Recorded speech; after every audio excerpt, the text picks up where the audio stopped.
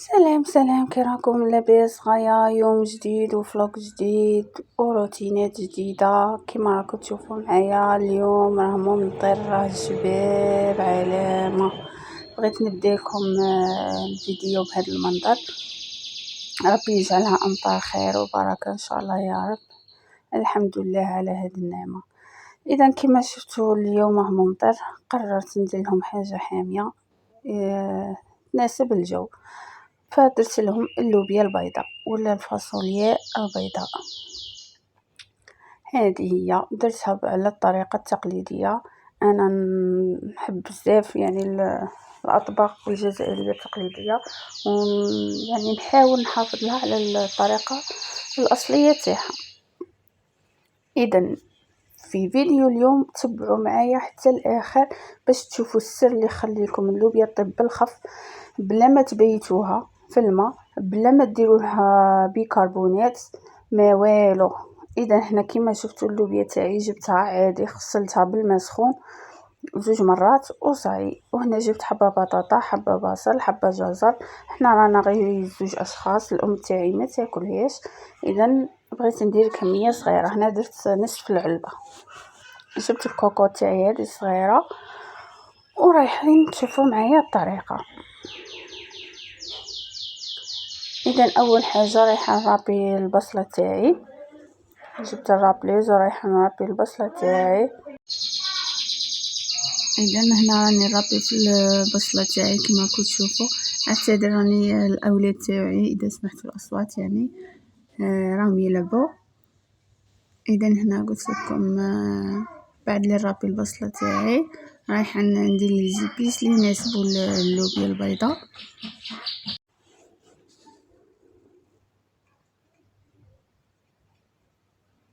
اذا عندي الزعفران، الكركم. هنا الزعفران نديريه شويه برك من اجل اللون فقط، باش يعطيني هذاك اللون. هي الكركم، نديروا الكركم. الفلفل الاسود، الفلفل الاحمر الحلو يعني العكريه، اللي يبغى يدير فلفل الحار يديره، والكرويه اختياريه. انا اللوبيا ما نديرش فيها الثوم، اللي يبغى يدير الثوم بودر يدير.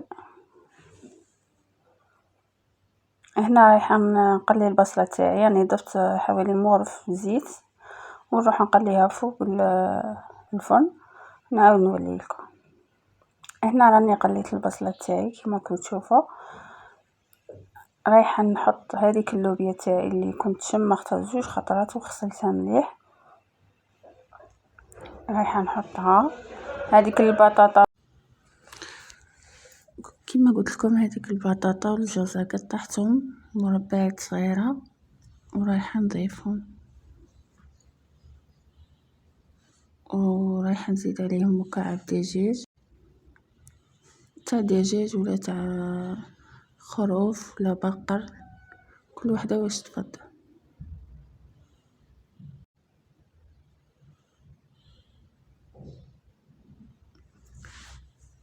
اذا غادي نخلطهم ونضيف عليهم مغرف كبيره طماطم مصبره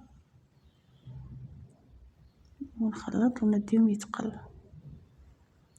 انا بعد ما تقلاو لي رايحه نضيف عليهم السر اللي قلت لكم عليه، اللي هو العلف تاع التمر.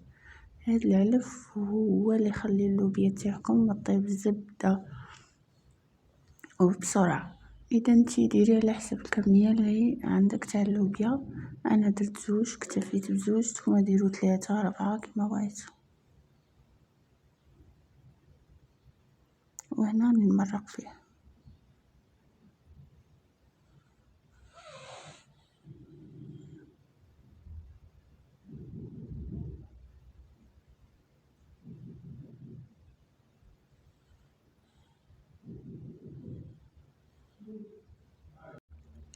اذا وديه يطيب عندك ساعه ساعه ونص مابا وتحضر معك. وهذه هي النتيجه، هذه هي اللوبيا تاعي،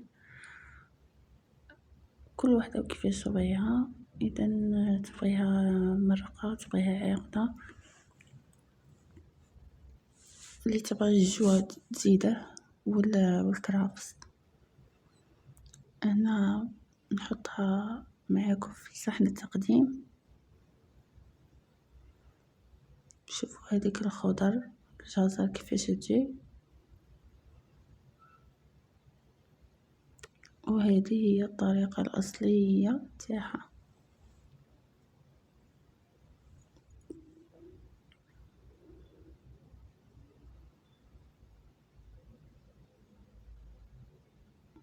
إذا بغيتوا وصفات أخرى خبروني في التعليقات نديروها مع بعض.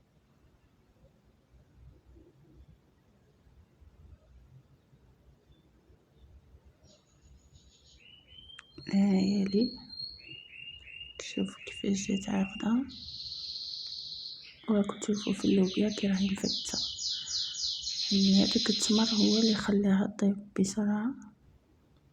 شوف كيفاش هاطيب.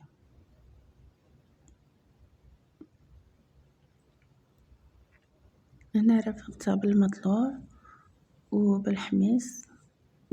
كيفية الحميص إذا بغيتوا الحصة القادمة نديرها لكم، يعني الفيديو القادم ندير لكم كيفاش تخدموا الحميص. إذا وصلنا لنهاية الفيديو إن شاء الله تكون عجبتكم هذه الطريقة، تسيوها وراح تنمو.